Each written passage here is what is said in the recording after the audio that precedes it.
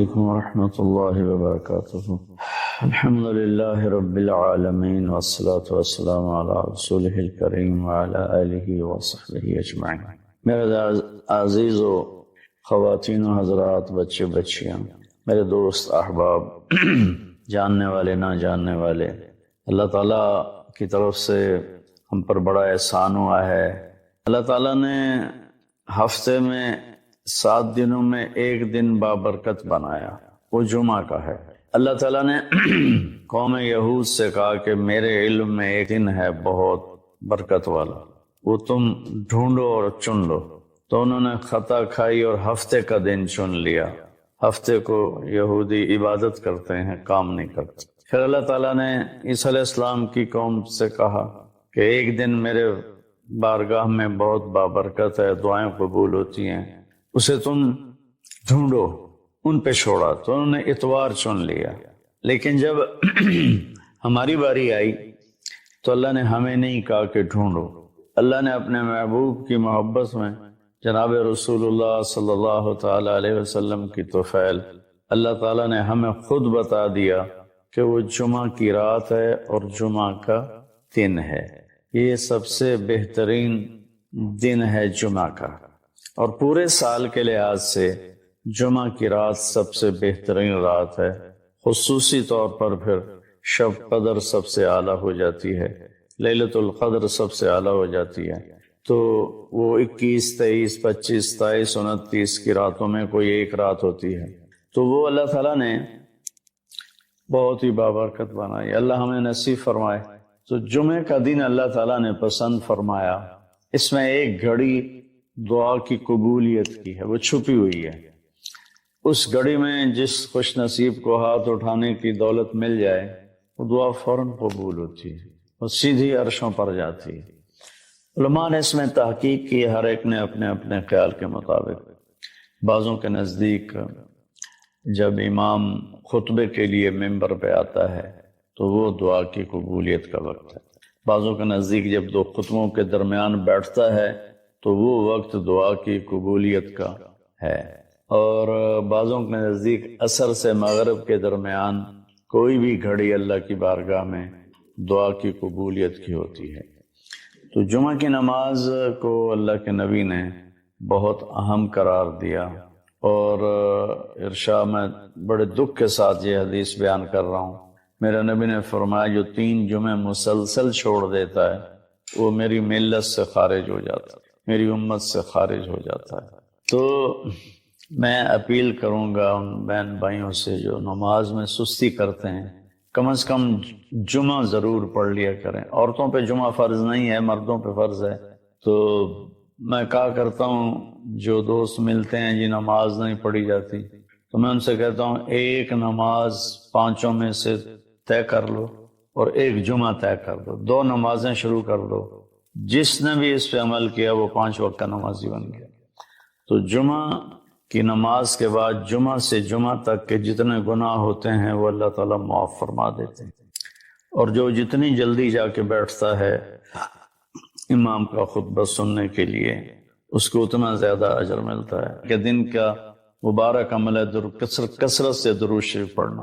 اور 300 دفعہ جو درود شریف پڑھ لیتا ہے وہ کثرت میں شمار ہو جاتا ہے، اوپر کی کوئی حد انتہا نہیں ہے۔ ہمارے ایک رشتہ دار تھے، وہ انتقال ہو گیا، اللہ ان کو درجہ بلند کرے۔ وہ روزانہ ایک دن میں 10,000 دفعہ درود شریف پڑھا کرتے تھے، ہر وقت تسبیح ان کے ہاتھ میں ہوتی تھی، اور روزانہ 10,000 دفعہ درود شریف پڑھا کرتے تھے۔ تو میرے بہن بھائیوں، میرے عزیزوں، اللہ تعالیٰ نے ہمیں ہر نماز کی بڑی اہمیت بتائی ہے، ہر نماز کی، لیکن خاص طور پر جمعے کی بڑی فضیلت ہے۔ اللہ نے جتنی تاکید قرآن میں کی ہے اور کسی کی اتنی تاکید نہیں کی، اور اللہ تعالیٰ نے 10 دفعہ اقیم الصلاۃ، اقیم الصلاۃ، اقیم الصلاۃ وآتوا الزکاۃ۔ دل نکال دو تو آدمی ختم ہو جاتا ہے۔ سورہ یاسین کو قرآن کا دل کیوں کہا جاتا ہے؟ صرف پہلی 3 سطروں کی وجہ سے۔ پہلی 3 ایک حدیث سے اس پہلی بات کی اور وضاحت ہوتی۔ آپ نے فرمایا اللہ تعالیٰ نے دنیا بنانے سے 1000 سال پہلے سورت یاسین کی تلاوت فرمائی۔ دنیا بنانے سے 1000 سال پہلے سورہ یاسین پڑھی۔ دنیا کو بنے ہوئے کتنے سال ہوئے ہیں؟ اس سائنسدانوں کی بات ہے 25 سے 30 ارب سال ہوئے ہیں۔ تو اسی کو ہم صحیح مانتے ہیں، جو کہ ہمارے پاس بھی کوئی اور ایسا ثبوت نہیں ہے۔ تو 25 سے 30 ارب سال سے یہ کائنات بنی،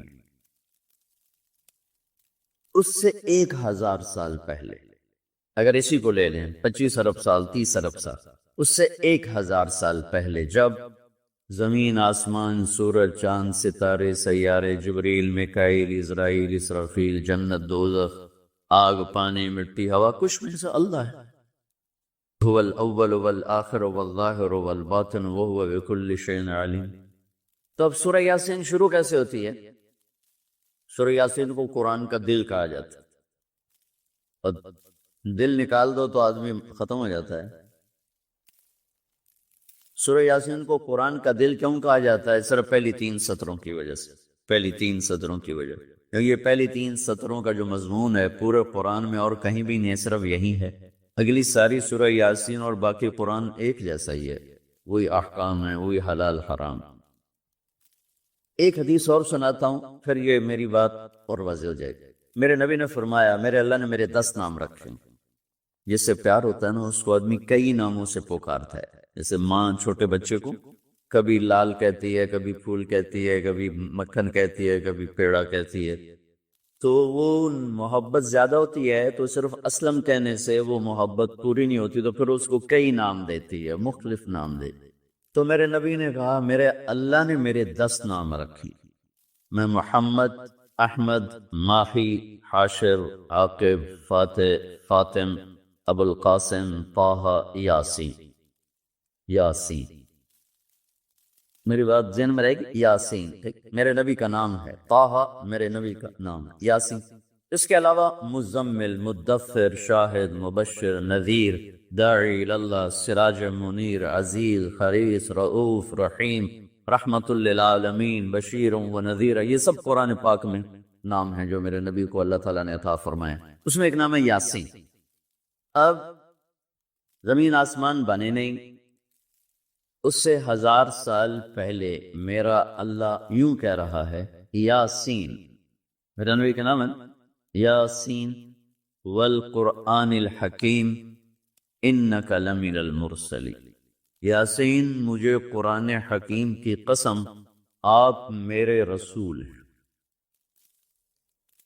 کوئی سامنے کھڑا ہوا ہے، موجود ہے، اگر کوئی سامنے نہ ہو اور صرف خبر دی جائے کہ ایک میرے رسول آنے والے ہیں، پھر قرآن ہوتا یاسین والقرآن الحکیم انہ لمن المرسلین۔ وہ ایک آئے گا، وہ میرا رسول ہے، وہ آ چکا ہے، وہ سامنے ہے، اور اللہ ان کو دیکھ کے کہہ رہے ہیں انک لمن المرسلین، آپ میرے عالی شان رسول ہیں، علی صراط مستقیم، اور آپ سیدھے راستے پر ہیں۔ یہ 3 جملے ہیں جو قرآن کا دل بنا رہے ہیں سورہ یاسین، کیونکہ رسالت نکال دو تو پیچھے تو کفر ہی کفر۔ تو اس ہستی کو وجود بخشا جسے سب سے زیادہ پیار کیا۔ جب آدم علیہ السلام اور اماں جان کا نکاح ہوا جنت میں حوا علیہ السلام، تو اللہ تعالیٰ نے فرمایا کہ آدم اپنی بیگم کو مہر ادا کرو، مہر اصول سے چلا۔ تو انہوں نے پوچھا کیا مہر ادا کروں؟ تو اللہ تعالیٰ نے فرمایا کہ تیری نسل میں میرا آخری نبی آنے والا ہے، اس پہ ایک دفعہ درود شریف پڑھ دو، یہی اس کا مہر۔ یہ تیری بیگم کا مہر ہے کہ میرے محبوب پہ ایک دفعہ درود پڑھ دے، بس یہ مہر ہے۔ تو آدم علیہ السلام بھی سوچ میں پڑ گئے کہ یہ کون ہے جو میری نسل میں ہے اور مجھے اس پہ درود پڑھنے کا حکم دیا جا رہا۔ یہ ہمارے اوپر اللہ کا احسان ہوا کہ اس نے ہمیں ایک عالی شان نبی کا امتی بنایا۔ سب کی نبوت آئی اور چلی گئی، آئی اور چلی گئی، آئی اور چلی گئی۔ یہ جو ڈی پی او ہے، ڈی سی او ہے، آتا ہے، اس کی نیم پلیٹ لگتی ہے، جب وہ اس کا ٹرانسفر ہوتا ہے تو نئی پلیٹ لگ جاتی ہے۔ آپ معراج پہ تھے، اللہ سے بات کر رہے تھے کہ یا اللہ، آپ نے ابراہیم علیہ السلام کو خلیل بنایا، موسیٰ علیہ السلام کو کلیم بنایا، داؤد علیہ السلام کو لوہا نرم کر کے دیا، سلیمان علیہ السلام کو ہوا تابع کر کے دی، عیسیٰ علیہ السلام کو مردے زندہ کرنے کا معجزہ دیا، میرے لیے کیا ہے؟ فماذا جعلت لی؟ تو اللہ تعالیٰ نے کہا میرے محبوب اولیس قد آتیتک افضل من ذلک کلہ، میں نے آپ کو وہ دیا جو کسی کو بھی نہیں دیا، آپ کو میں نے وہ دیا ہے جو کسی کو نہیں دیا۔ چلو کیا ہے کہ تیرا میرا نام اکٹھا ہو گیا ہے، جدا نہیں ہو سکتا ہے۔ لا الہ الا اللہ، آگے پڑھو، بولو۔ لا الہ الا اللہ کے ساتھ آدم رسول اللہ بھی لگا، لا الہ الا اللہ کے ساتھ نوح رسول اللہ بھی لگا، ابراہیم بھی لگا، اور اسماعیل بھی، اور اسحاق بھی، یعقوب بھی، یوسف بھی، موسیٰ بھی، ہارون بھی، یوشع بھی، یونس بھی، یحییٰ بھی، زکریا بھی، داود بھی، سلیمان بھی، سارے نا پر جیسے ٹرانسفر ہو گیا، چلو جی پلیٹ بدلو، نہیں آ گیا، ٹرانسفر ہو گیا، چلو بھائی پلیٹ بدلو، نہیں آ گیا۔ اللہ نے کہا میرے محبوب یہ جو میں نے اپنے نام کے ساتھ تیرا نام جوڑا ہے نا، اسے قیامت کا دھماکہ بھی نہیں جدا کر سکی۔ لا الہ الا اللہ محمد رسول اللہ ذکرت الا ذکرت معی، قیامت تک تیرا میرا نام اکٹھا ہوگا، جدا نہیں ہو سکتا۔ پھر اللہ نے بڑی خوبصورت مناسبت پیدا کی، اللہ کے لفظ میں نقطہ کوئی نہیں، محمد کے لفظ میں نقطہ کوئی نہیں، احمد کے لفظ میں نقطہ کوئی نہیں۔ علماء کہتے ہیں کہ جو نقطے والے حرف ہیں وہ کمزور ہیں، چونکہ وہ نقطے کے محتاج ہیں، اور جو بغیر نقطے والے حرف ہیں وہ طاقتور ہیں، کیونکہ ان کو نقطے کی ضرورت کوئی۔ تو اللہ نے اپنے نام کے لیے کوئی نقطے والا حرف نہیں، اپنے حبیب کے لیے دو نام کو قرآن میں آئے، محمد و احمد، کوئی نقطہ نہیں۔ دوسری مناسبت، اللہ کے نام میں 4 حرف ہیں، الف لام لام ہا، 4۔ محمد میں اللہ نے 4 حرف رکھے، میم ہا میم دال۔ احمد میں اللہ نے 4 حرف رکھے، الف ہا میم دال۔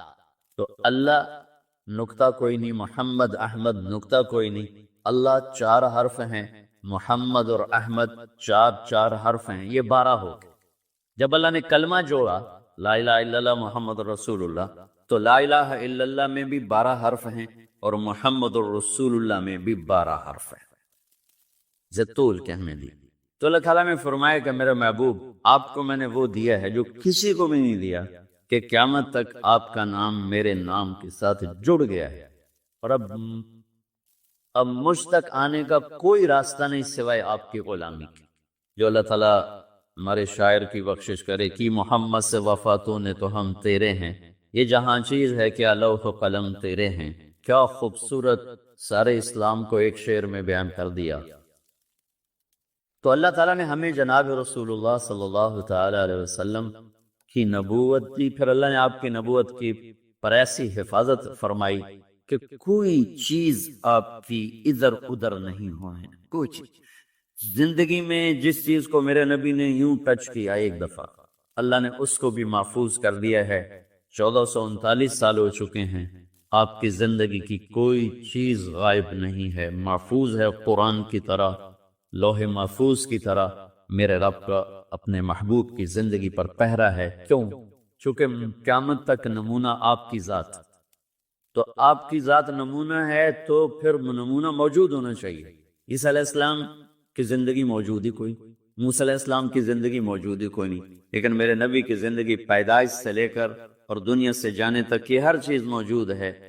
اس کی ایک میں مثال دیتا ہوں کہ ہمارے ہاں یہ تو پیڑھی والے لوگ ہیں نا، کہ ان کا سلسلہ نسب اللہ کے نبی سے ملتا، ہم تو راجپوت سے مسلمان ہوئے، بدنی کیڑی پیڑھی مسلمان ہوئے، پیچھے ہندو تھے، سکھ تھے، وہ بھی کوئی پتہ کوئی نہیں۔ تو صرف ایک ہستی ہے کائنات میں جس کی پیڑھی آدم علیہ السلام تک ہے، باقی کسی کی بھی نہیں، وہ ہے میرے آپ کے نبی محمد بن عبداللہ بن عبد المطلب بن ہاشم بن عبد مناف بن قصی بن کلاب بن مرہ بن کعب بن لوی بن غالب بن فہر بن مالک بن نضر بن کنانہ بن خزیمہ بن مدرکہ بن الیاس بن مضر بن نزار بن معد بن عدنان بن عود بن حمیسہ بن سلامان بن عوس بن بوز بن قموال بن ابی بن عوام بن ناشد بن حزاب بن بلداس بن یدلاف بن طابخ بن جاہم بن ناحش بن ماخی بن عیفی بن عبقر بن عبید بن الدعاء بن حمدان بن سمبر بن یثربی بن یحزن بن یلحن بن ارعوا بن عیدی بن زیشان بن عیسر بن اقناد بن ایہام بن مقصر بن ناحز بن زارب بن سمی بن مزی بن عوض بن عرام بن قیدار بن اسماعیل بن ابراہیم بن عادر بن ناحور بن سروج بن رعو بن فائج بن عابر بن ارفخشاد بن سام بن نوح بن لامک بن متوشالہ بن ادریس بن یرد بن ملحل ایل بن قینان بن آنوش بن شیس و بن آدم علیہ السلام۔ یہ میرے نبی کی میں نے گھوٹکی میں بیان کیا، پرانی بات میں نے پھر سنائی۔ اگلے دن کوئی 8 بجے 2 دوست آ گئے، بڑے بھاگے کہ جی وہ کچے سے ڈاکوؤں کا سردار آپ کو ملنے آئے۔ میں نے کہا میرے پاس تو پیسے کوئی نہیں، مجھ سے کیا بھائی؟ ارے آپ کو ملنا چاہتا۔ میں نے کہا بلا۔ تو وہ آ گیا، چھوٹا سا قد، تو آ کے وہ ملا بڑی عقیدت سے۔ تو سندھی سرائکی سے ملتی جلتی اور ہماری سرائکی ہے زبان، تو تھوڑی تھوڑی مجھے سمجھ میں آئی اس کی۔ وہ اردو جانتا نہیں تھا، اپنی سندھی میں بول رہا تھا اور کافی سارا میں سمجھ رہا تھا سرائکی کی وجہ سے۔ تو وہ کہنے لگا سائیں تو سانجو نبی دا پیڑھی سنایو، رات تو سانجو نبی دا پیڑھی سنایو، اور ساتھ ہی اس نے زارو قطار رونا شروع کر دیا۔ مجھے رونا آیا کہ ایک ڈاکو کے دل میں بھی نبی کی کیا عشق کروں گا۔ انہوں نے رونا شروع کر دیا، تو سانجو نبی دا پیڑھی سنایو، اور مجھے بعد میں پتا چلا کہ پھر اس نے توبہ کر دی، پر ایسی توبہ کی کہ پیچھے پلٹ کے نہیں دیکھا۔ پھر اس کے ساتھیوں نے اس کو قتل کر دیا، اس نے موت قبول کی، پھر اس نے دوبارہ راستہ صرف نبی کی پیڑھی سن کے انہوں نے کہا سائیں میری پوپ۔ تو میرے بھائیو، اللہ نے ہمیں ایک عظیم الشان ہستی سے نوازا ہے۔ اللہ تعالیٰ نے اتنی لمبی زندگی کہ جس کا کوئی اینڈ نہیں ہے جی، اس کے لیے چند باتیں بتائیں۔ یہ 4 روزہ زندگی کے لیے کتنے ہم کھپتے تپتے ہیں، ہڈیاں کھر جاتی ہیں، اور اتنی بڑی جنت اور اتنی لمبی زندگی، توحید کی گواہی لا الہ الا اللہ، اللہ ایک ہے، محمد الرسول اللہ، محمد صلی اللہ علیہ وسلم آپ کے رسول ہیں اور آخری ہیں، آپ کے بعد کوئی نبی نہیں ہے۔ دنیا کا سب سے بڑا گناہ ہے اللہ کا شریک ٹھہرانا، اس سے بڑا گناہ کوئی۔ کسی گناہ پہ زمین آسمان نہیں ہلتے، لیکن تکاد السماوات یتفطرن منہ، قریب ہوتا ہے کہ آسمان پرزہ پرزہ ہونے لگے، فتنشق الارض، زمین پھٹ جائے، فتخر الجبال ہدا، اور پہاڑ ٹکڑے ٹکڑے ہو کے ریت ہو جائیں۔ کب؟ ان دعوا للرحمن ولدا، جب لوگ کہتے ہیں کہ اللہ کا بیٹا ہے۔ وما ينبغي للرحمن ان يتخذ ولدا، یہ ناممکن ہے کہ اللہ کا کوئی بیٹا ہو۔ تو یہ سب سے بڑا گناہ۔ اس کے علاوہ پتھروں کے آگے جھکنا اللہ کو چھوڑ کر، اور مختلف چیزوں کی پوجا میں دنیا لگی ہوئی ہے، تو یہ سب سے بڑا گناہ ہے۔ اس پر اللہ نے کہا ان اللہ لا یغفر ان یشرک بہ، شرک معاف نہیں کروں گا، ویغفر ما دون ذلک لمن یشاء، اس کے نیچے جس کو چاہوں میں معاف فرماتا۔ تو لا الہ الا اللہ، اللہ ایک ہے، اس کو بھگوان کا نام دو، وہ ایک ہے، اسے ایشور کہو، وہ ایک ہے، اسے خدا کہو، وہ ایک ہے، اسے رب کہو، وہ ایک ہے، اسے یزداں کہو فارسی میں، ایک ہے۔ قل هو اللہ احد، ان سے کہہ دو وہ اکیلا ہے، واحد نہیں کہا، احد اسے کہتے ہیں جس کا دوسرا بن نہ سکے۔ محمد الرسول اللہ، محمد اللہ کے رسول۔ ہم خوش قسمت ہیں کہ ہم تمام نبیوں کو مانتے ہیں۔ یہودی موسیٰ علیہ السلام پہ آ کر رک گئے اور آگے دونوں نبیوں کا انکار کر دیا، عیسیٰ علیہ السلام کا بھی، محمد صلی اللہ علیہ وسلم کا بھی، بلکہ عیسیٰ علیہ السلام کو تو انہوں نے اپنے طور پہ صلیب پہ ہی لٹکا دیا۔ اور جو ہمارے عیسائی حضرات ہیں وہ حضرت عیسیٰ علیہ السلام پہ آ کے رک جاتے ہیں اور محمد رسول اللہ کا انکار کر دیتے ہیں۔ ہمیں اللہ نے یہ توفیق دی ہے اس امت کو کہ آدم سے محمد تک سب نبیوں پہ ایمان۔ آمن الرسول وما انزل الیہ من ربہ والمؤمنون کل آمن باللہ وملائکتہ وکتبہ ورسلہ لا نفرق بین احد من رسلہ۔ تو یہ کلمہ پہلی شرط ہے، لا الہ الا اللہ محمد الرسول اللہ، اور محمد آخری رسول ہے، آپ کے بعد کوئی رسول نہیں۔ دوسرا نماز ہے، کتنی ہے؟ پانچ نماز ہے، اور یہ وہ تحفہ ہے جو اللہ نے عرش پہ بلا کے دیا۔ باقی سارے عبادتیں زمین پہ اتاری، نماز کو عرش پہ بلا کے سامنے کھڑا کر کے دیا۔ 5 نمازیں روزانہ پڑھنی ہے، قضا ہو جائے سونے سے پہلے، قضا پڑھ لے تو حاضری لگ جائے گی۔ چھوڑ دینا شرک کے بعد سب سے بڑا گناہ ہے کہ اللہ کو سجدے کا انکار کر دینا۔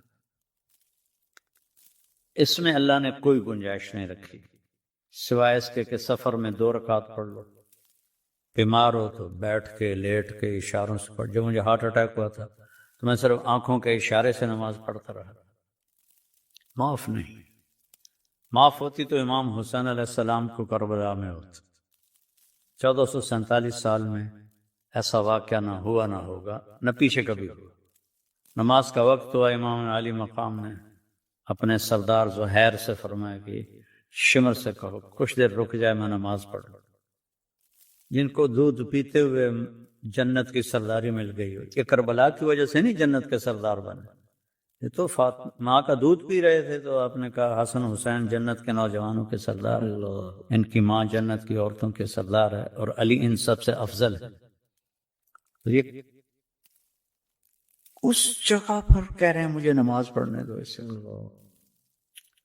میرے رونگٹے کھڑے ہو جاتے ہیں کہ کس طرح امت نماز چھوڑ رہی ہے، کہ جن کو جنت کی شہزادگی دے دی گئی، اور وہ دیکھ رہے ہیں کہ یہ لاش پڑی ہے، یہ لاش پڑی ہے، یہ لاش پڑی ہے، یہ ہاتھ کٹ گیا ہے، یہ خون ابل رہا ہے، نماز پڑھنے۔ شمر نے کہا ہم جنگ نہیں روکیں، ٹھیک، 2 حصوں میں تقسیم کیا، آدھے نماز پڑھو آدھے جنگ کرو۔ پھر جو پڑھ کے آئے ان سے کہا تم جنگ کرو، ان سے کہا تم نماز پڑھو۔ عصر سے پہلے سب کے سر نیزوں پہ چلے گئے۔ کتنی بڑی تاریخ ہے، کتنا بڑا دھوکہ ہے، اور ہمارے ہاں تو اتنی جہالت ہے۔ وہ انسانوں ساڈا پیر بخشا دے گا، وہ شیعہ کہتے ہیں ہمیں مولا علی لے جائے گا جنت میں، تو پھر حسین سے بڑا رشتہ کس کا تھا مولا علی کے ساتھ؟ انہوں نے تو پوری 17 ایک گھر کے بندے ذبح ہو جائے، اللہ اکبر، اور اہل البیت پاکیزہ خون، پاک ہستیاں۔ 2 سال کا عبداللہ نماز نہیں چھوڑی۔ اس کے بعد روزہ ہے، اس میں بڑی گنجائش ہے، سال کے بعد 1 مہینہ، بیمار ہو چھوڑ دو، بعد میں رکھ لو۔ ایسی بیماری ہے کہ نہیں رکھ سکتے، معاف ہو گئے، بالکل ہی معاف ہو گئے۔ فدیہ کہتے ہیں علماء، مفتی حضرات جانتے ہوں گے۔ زکوٰۃ اور حج مسلمان مالداروں پر ہے، غریبوں پر نہیں، اور حج کے لیے صرف پیسہ شرط نہیں، صحت بھی شرط ہے، راستہ امن والا ہو یہ بھی شرط ہے۔ کتنی آسان ہے۔ یہ 5 فرائض ہیں جن میں 2 تو صرف پیسے والوں کے لیے اور 3 سب کے لیے ہیں، اور اس میں بھی گنجائش ہے، کوئی اونچ نیچ ہو جائے معافی مانگو، اللہ معاف کر دے گا۔ اور اس کے بعد ایک حدیث میں بیان کیا کرتا ہوں کہ 4 کام کر لو ان 5 فرائض کے ساتھ، تو اتنی بڑی جنت مل جائے گی۔ آپ نے کہا صدق و حدیث، ہمیشہ سچ بول، جھوٹ نہ بول۔ کہ آپ نے سے پوچھا گیا یا رسول اللہ مسلمان بزدل ہو سکتا ہے؟ کہاں بخیل ہو سکتا ہے؟ ہاں۔ جھوٹا ہو سکتا ہے؟ کہا نہیں، جھوٹ نہیں بول سکتا۔ حجاج بن یوسف جو فرعون تھا اس امت کا، 1.5 لاکھ آدمی اس نے سامنے کھڑے ہو کے قتل کروا دیا۔ ایک دن اپنے نوکر سے کہنے لگا لوگ میرے بارے میں کیا کہتے ہیں؟ کہنے لگا اگر میں نے بتایا تو تو مجھے بھی قتل کر دے گا۔ کہنے نہیں، وعدہ کرتا ہوں نہیں کرتا۔ انہیں ایڈی بڑی چارج شیٹ، ایسا ایسا ایسا ایسا ایسا، اس میں ایک کا جھوٹا ہے، باقی سارے اس کے اب ساری تاریخ میں لکھے پڑے۔ ایسے کر کے سنتا رہا۔ جب خاموش ہوا نا وہ تو کہنے لگا ساری سچ ہے، ایک بات کے سوا۔ جب سے میں نے زبان کھولی ہے میں نے جھوٹ آج تک نہیں بولا، آج تک جھوٹ نہیں بولا۔ تو اب میں کیسے رہوں؟ ہمارے تو مدرسہ کے طلبہ جھوٹ بولتے ہیں، علماء ممبر پہ بیٹھ کے کیا سے کیا کر رہا ہے۔ جس قوم میں جھوٹ ہو وہ عزت نہیں پائے گی۔ تو ہم نے کہا سچ بولو، جھوٹ نہ بولو۔ ایک عبد الملک بن مروان کے خلاف اشد بن قیس نے بغاوت کی تھی، تو اس میں بصرہ کے ایک بڑے عالم تھے ابو خراش، ان کے بیٹے شامل ہو گئے۔ اشد کو شکست ہو گئی، قتل ہو گیا، وہ بیٹے بھاگ گئے۔ کئی سال کے بعد چھپ کے واپس آ گئے۔ بصرہ کو وہاں اس زمانے کی ISI جو تھی اس نے خبر دے دی کہ اس کے بیٹے گھر آ گئے۔ تو کہنے لگا آج ابو خراش کے سچ کا امتحان لوں گا۔ ان کے بارے میں مشہور تھا کہ کبھی جھوٹ نہیں بولتے، تو اس نے ان کو کھانے پہ بلایا۔ وہ کھانے کی ضیافت عنوان، اور اس میں سب گفتگو کر رہے ہیں، ایک عام ماحول گفتگو کا بنا ہے۔ باتوں باتوں میں کہنے لگا ابو خراش تیرے بیٹے ہمارے خلاف لڑے تھے پھر بھاگ گئے تھے، کوئی پتہ کہاں ہے؟ تو وہ ہنس پڑے، کہنے لگا حجاج زندگی موت تو اللہ کے ہاتھ میں ہے، گھر بیٹھے ہیں۔ تو اس نے ان کو ایسے کیا، کہا ابو خراش تیرے سچ کو سلام کرتا ہوں، تیری جان بھی بخشتا ہوں، تیرے بچوں کی بھی بخشتا ہوں، اگر تو جھوٹ بولتا یہیں دسترخوان پہ تیرا سر اتار دے اور تیرے دونوں بیٹوں کو بھی قتل کر دیتا۔ جاؤ تیرا سچ تجھے مبارک۔ دوسرا فرمایا صدق حفظ و امانت ہے، کسی کو دھوکہ نہ دینا۔ تب جاؤ بازاروں میں دیکھو کیا ہو رہا ہے، چاہے کوئی داڑھی والا بیٹھا ہے چاہے کوئی بغیر داڑھی والا بیٹھا ہے، دھوکہ دینے میں سب برابر۔ لاکھوں میں کوئی ایک ہوگا جو دیانتداری کے ساتھ کام کر رہا ہوگا، ورنہ دھوکہ ہی دھوکہ ہے۔ تو جس قوم میں دھوکہ بھی ہو اور جھوٹ بھی ہو، وہ کہیں ہمیں عزت ملے، یہ نہیں ہو سکتا۔ میں اپنی آنکھوں سے نہیں دیکھ رہا، جی بالکل، کیا اوقات ہے ہمارا دنیاوی سطح پر۔ اتنا خوبصورت ملک، اتنا وسائل سے مالا مال، صرف KPK میں اتنے خزانے ہیں کہ پاکستان کے پورے قرضے 1 منرل سے ادا ہو سکتے، اتنے خزانے ہیں۔ لیکن جھوٹ اور بددیانتی نے ہمارے اپنے منہ کالے کر دیے۔ قوموں کی تباہی حکمرانوں کی نااہلی سے نہیں آتی، قوموں کی تباہی اپنی بدعمالی سے آتی ہے۔ حکمران تو تھوڑا سا طبقہ ہوتا ہے، وہ برا بھی ہو تو اس کی نحوست سب پہ نہیں پڑتی، جب عوام بری ہو جاتی ہے اس کی نحوست پڑتی ہے۔ بادل کیوں پھٹ رہے ہیں، پہلے کیوں نہیں پھٹ رہے؟ بس 70 سال میری عمر ہے، میں نے پہلی دفعہ یہ سنا کلاؤڈ برسٹ۔ یہ کیوں پھٹ رہے ہیں؟ یہ اوپر والے کا ناراضگی کا اظہار ہے۔ تیسرا فرمایا، ہاں اس پر ایک واقعہ بھی سنا تھا، جریر بن عبداللہ یمنی شہزادے ہیں اور حجۃ الوداع پہ ایمان لائے، بالکل آخری 3 مہینے، اور تمام صحابہ میں سب سے خوبصورت آدمی تھے جریر بن عبداللہ۔ حضرت عمر کہتے تھے یہ ہمارا کسرا ہے، اتنے خوبصورت تھے وہ۔ آپ نے فرمایا اکرم الناس منازلہم، عزت دار کو اس کے مرتبے کے مطابق عزت دو۔ کہتے ہیں ایمان لانے کے بعد جب میں دروازے پر گیا مجھے انتظار نہیں کروایا، ابوبکر عمر کو انتظار کروایا، مجھے نہیں کروایا، فوراً بلاتے تھے۔ مجلس میں آئے تو کمرہ بھر چکا تھا تو دروازے کی دہلیز پر بیٹھ گئے تو آپ نے اپنی چادر رول کر کے ان کی طرف پھینکی، کہا جریر میری چادر پہ بیٹھ جاؤ۔ یہ چادر بلال کو نہیں پیش کی، یہ چادر عثمان علی کو پیش نہیں کی، ابوبکر عمر کو نہیں پیش کی، انہوں چادر لے کے سر پہ رکھ لیا، اس کی جگہ تو یہاں ہے۔ انہوں نے اپنے نوکر سے کہا گھوڑا خرید کے لاؤ، میں پیسے دے دوں گا۔ وہ منڈی گیا اور 300 درہم کا گھوڑا لے کر آیا۔ شاہی خاندان والوں کو گھوڑوں کے نسب بھی سکھائے جاتے تھے، جیسے اپنے خاندان کا نسب سکھایا جاتا تھا، گھوڑوں کے اونٹوں کے نسب سکھائے جاتے تھے۔ انہوں نے گھوڑے کو دیکھا تو وہ مہنگا تھا، مالک کو پتہ ہی نہیں تھا، فرمان لگے 400 کر دوں تیرے گھوڑے کی قیمت؟ ہم کہا جی کر دیں۔ کہنے لگے 500 کر دو؟ کہا جی کر دیں، خوشی کی بات۔ 600 کر دوں؟ کہا جی کر دو۔ جب انہوں نے کہا نا 700 کر دوں تو وہ حیران پریشان ہو کے دیکھنے لگا، پتہ نہیں حضرت آپ کیا فرما رہے ہیں؟ کہنے لگے 800 کر دوں؟ کہا حضور میں تو 300 سے بھی راضی ہوں، 500 کیوں بتا رہے ہو؟ مجھے نہیں پتا۔ نوکر سے کہا 800 دے دو، گھوڑا باندھ دو۔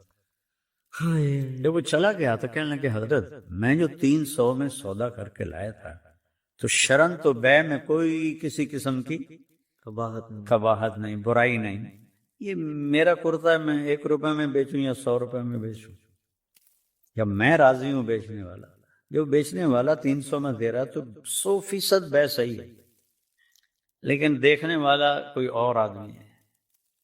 ان کا یہ 500 کیوں بڑھائے ہیں؟ کہ بیٹا اس کا گھوڑا 800 کا تھا، 300 کا نہیں تھا، اور میں نے اللہ کے نبی کے ہاتھوں میں ہاتھ دے کے مجھ سے وعدہ لیا تھا کسی کو دھوکہ نہیں دینا، تو اب دھوکہ ہی تجارت بن گئی۔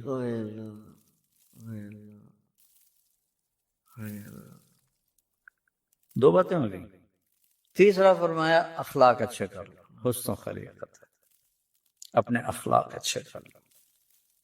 ماں بہن کی گالی کتنی عام ہو گئی ہے، اور کس قدر بیت اللہ کو توڑنے سے زیادہ جرم ہے کسی کو ماں بہن کی گالی دینا۔ کیا آپ نے بیت اللہ کو دیکھ کر کہا ما اعظم حرمتک، تیری عزت بہت اعلیٰ ہے، لیکن ایک ایمان والے کی عزت اس سے بھی زیادہ ہے۔ ماں باپ رو رہے ہیں، بیویوں کو ذلیل کر رہے ہیں، اور جھوٹے مقدموں سے بھری پڑی ہیں عدالتیں، تو بد اخلاق جس قوم کے اخلاق برباد ہو جائیں اور جھوٹ عام ہو جائے اور بددیانتی عام ہو جائے اور ظلم عام ہو جائے، وہ کیڑے مکوڑوں کی زندگی گزاریں گے، انسانوں کے نہیں گزاریں گے۔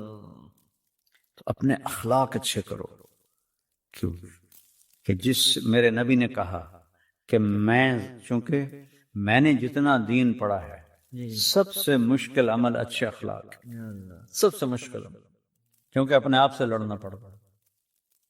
میرے نبی نے کہا میں گارنٹی دیتا ہوں جنت الفردوس میں گھر لے کر تم اپنے اخلاق اچھے کر لو۔ تو اس کا مطلب یہ نہیں کہ آدمی سے کوئی واہی تباہی نکلے گی، نہیں نکلے گی، بشر ہے، معافی مانگے، برابر ہو گئے، سیٹ ہو گیا معاملہ۔ اللہ کے معاملے میں ہو، بندوں کے معاملے میں ہو، جا کے معافی مانگ لے تو سارا معاملہ صاف ہو جاتا ہے۔ تو ماں باپ